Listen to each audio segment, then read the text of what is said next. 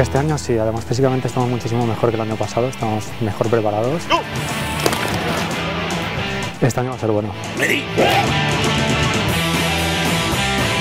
Después de la cara positiva que vimos el año pasado y que estuvimos ahí a punto de entrar en la final y tal, yo creo que lo que hay este año es ambición. Los objetivos para esta temporada es seguir trabajando, seguir consolidando el club.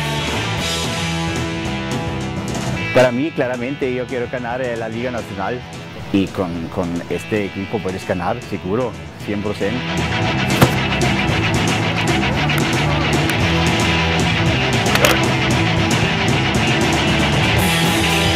La temporada es muy corta, son muy pocos partidos, todos los partidos son a dar el máximo. Hay que darlo todo al 100% en cada jugada. Los chicos se dejan la piel en el campo. Seguir aprendiendo y seguir ilusionando un poco a la gente que venga a vernos, que realmente es lo que nos importa. Todos los que estamos metidos en esto tenemos mucha pasión y hacemos lo imposible por estar y al final, bueno, se está viendo el resultado y estamos muy contentos.